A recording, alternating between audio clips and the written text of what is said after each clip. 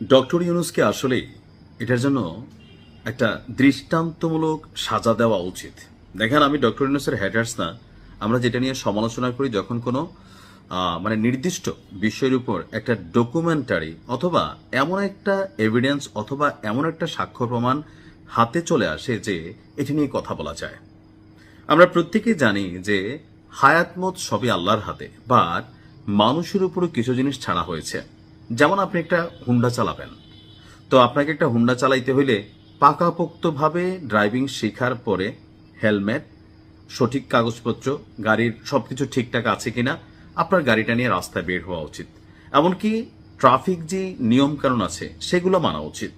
এরপর যদি কোনো অ্যাক্সিডেন্ট হয় সেটা হচ্ছে অ্যাক্সিডেন্ট, কিন্তু আপনার যদি প্রস্তুতিতে কোথাও ঘাটতি থাকে, তারপর যদি কোনো অ্যাক্সিডেন্ট হয় আপনি বলেন যে না, এটা আল্লাহর হাতে, এটা মানা যায় না। তো বাংলাদেশে হামে এ পর্যন্ত সম্ভবত প্রায় 400 প্লাস মাইনাস শিশু মারা গেছে, অর্থাৎ 400টা পরিবারের সুখ, শান্তি, স্বপ্ন সবকিছু অঙ্কুরেই বিনষ্ট হয়ে গেছে।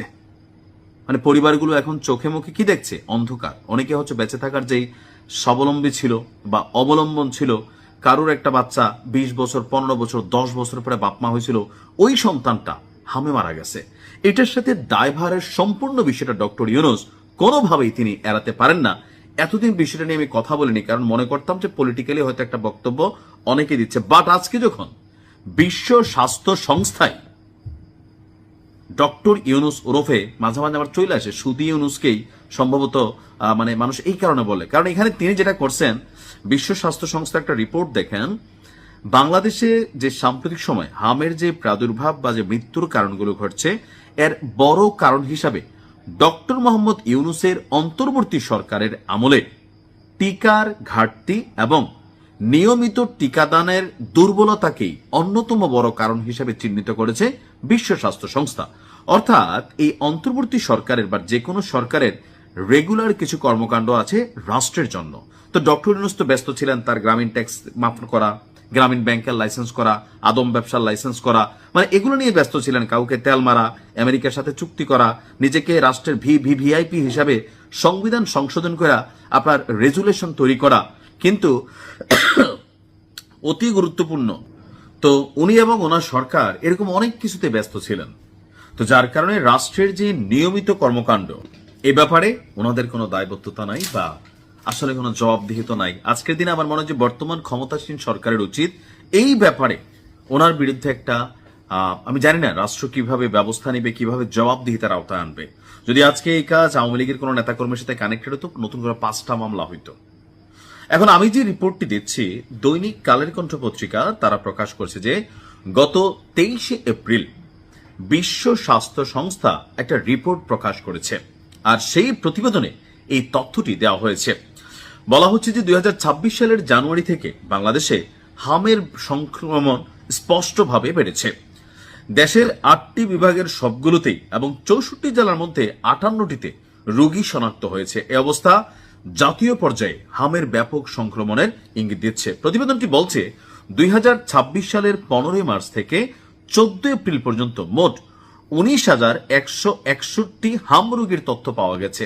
এছাড়া 2,973 জনের হাম নিশ্চিতভাবে শনাক্ত হয়েছে। এ সময়ে হাম সম্পর্কিত 166টি সন্দেহজনক মৃত্যু এবং 30টি নিশ্চিত সংক্রমণের মৃত্যুর তথ্য দিয়েছে বিশ্ব স্বাস্থ্য সংস্থা। আকস্মিক ভয়াবহ এই সংক্রমণের কারণটা উল্লেখ করে বিশ্ব স্বাস্থ্য সংস্থার প্রতিবেদনটি বলছে, এবারের প্রাদুর্ভাবের আগে বাংলাদেশে হাম নির্মূলের পথে উল্লেখযোগ্য অগ্রগতি করেছিল। 2000 সালে প্রথম ডোজ টিকার কভারেজ ছিল 89%, 2016 সালে তা বেড়ে হয় 118%।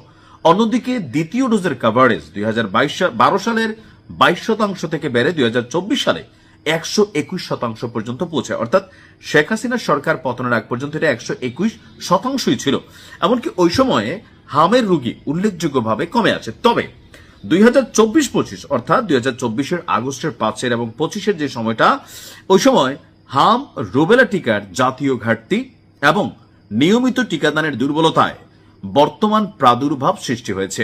এছাড়া 2020 সালের পর নিয়মিত গণটিকাদান না হওয়ার কারণেও ঝুঁকিপূর্ণ শিশুর সংখ্যা বেড়েছে বলে মনে করছে বিশ্ব স্বাস্থ্য সংস্থা। এজন্য আওয়ামী লীগ সরকারের সময় যিনি স্বাস্থ্যমন্ত্রী ছিলেন তার বিরুদ্ধে আরো 5টা মামলা করা উচিত। কেন? যে 2020 সালের পর কেন নিয়মিত গণটিকাদান কর্মসূচিটা বন্ধ করা হলো? দেখেন, এখানে আওয়ামী লীগ কানেক্টেড হোক, ইউনুস কানেক্টেড হোক আর পিউনুস হোক, প্রত্যেককেই জবাবদিহিতার আওতায় আনতে হবে। কারণ এই যে 400± পরিবারের মৃত্যুর খবর দেখলাম, এটা কতটুকু সঠিক জানি না, তবে বিশ্ব স্বাস্থ্য সংস্থার রিপোর্ট বলছে 200-র কাছাকাছি। তো এই মৃত্যুগুলো যে সকল পরিবারের হয়েছে তাদের যে ক্ষতিপূরণ টাকা দিয়ে কি সম্ভব? সম্ভব না। এখন কেন আওয়ামী লীগ সরকারের আমলেও 2020 সালের পর নিয়মিত গণটিকা দেওয়া হয়নি, এটা নিয়ে একটা জবাবদিহিতার ইস্যু আসতে পারে। ডক্টর ইউনূসের আমলেও কেন আসলে হয়নি? প্রতিবেদনে বলা হয়েছে টিকাবিহীন এবং অপর্যাপ্ত টিকা পাওয়া শিশুদের মধ্যে এই সংক্রমণ দীর্ঘমেয়াদী এবং গুরুতর সংকটের আশঙ্কা বাড়াচ্ছে। এবারের প্রাদুর্ভাব সামগ্রিকভাবে বাংলাদেশে হাম নির্মূলের পথে যে অগ্রগতি তৈরি হয়েছিল, আপনার এটার বিপরীত দৃশ্যের ইঙ্গিত দেখা দিয়েছে। তো এই রিপোর্টটা মোটামুটি অনেক বড় একটা রিপোর্ট। তা আমার কাছে মনে হয়েছে টোটাল রিপোর্টে এখানে যেটা সামনে আসছে যে 24 সালের কবে থেকে আসলে হামের টিকা দেওয়ার কথা ছিল, যেই জন্য দেওয়া হয়নি। এটা কি আওয়ামী লীগ সরকারের পতনের আগে যদি হয়ে থাকে, এজন্য যিনি স্বাস্থ্যমন্ত্রী ছিলেন, স্বাস্থ্য মন্ত্রণালয় ছিলেন বা খুব শেখ হাসিনাও এটাও তিনি এটার বাহিরে যাইতে পারেন না, তিনিও এটার জন্য জবাবদিহিতার আওতায় আসতে হবে। কেন? কারণ ডক্টর ইউনূস তিনিও যদি জবাবদিহিতার আওতায় আসেন, রাষ্ট্র সিস্টেমে চলতে গেলে প্রত্যেকে জবাবদিহিতার আওতায় আনতে হবে। কারণ ডক্টর ইউনূস তিনি ছিলেন রাষ্ট্রের প্রধান, তার স্বাস্থ্যমন্ত্রী ছিল বা স্বাস্থ্য উপদেষ্টা ছিল। তো আওয়ামী লীগের সময় শেখ হাসিনাও ছিলেন রাষ্ট্রের প্রধান। তো 24-এর কখন থেকে এটার জবাবদিহিতারা যখন সামনে আসবে, কনফেশন সুযোগ দেওয়া হবে। কারণ এখন হয় কি, অনেক সময় যে ধরেন ওই যে আওয়ামী লীগ আমলে কোনো ঘটনা ঘটলে বিএনপি জামাত ওরা স্বাধীনতার শত্রু বা বিরোধী শক্তি, এরকম একটা ডায়লগ এটা অটো রেডি থাকতো।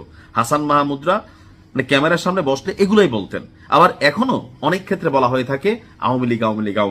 আর ডক্টর ইউনূসের আমলে পুরোটাই কিন্তু আওয়ামী লীগের উপর চাপাই দেওয়ার একটা ইস্যু বা সুযোগ আছে।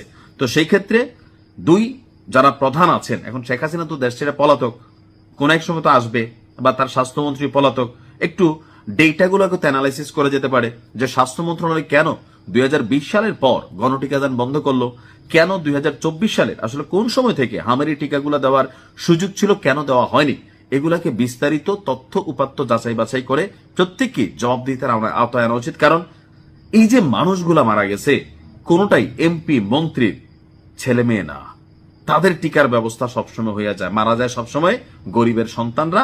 আর এটা নিয়ে রাজনীতিবিদরা রাজনীতি করবে, যারা টকশোলারা টকশো করবে, দিন শেষে আসলে কেউই কোনো কিছু এখানে পাবে না। এভাবে মরবে, আমরা মরবো, বিকজ উই আর গরিব। বাট এই বিষয়গুলো নিয়ে একটু স্পষ্ট হওয়া দরকার। বিএনপি ক্ষমতায় আসছে, আমরা মনে করি জবাবদিহিতার আওতায় প্রত্যেককে আনা উচিত। ভালো থাকুন।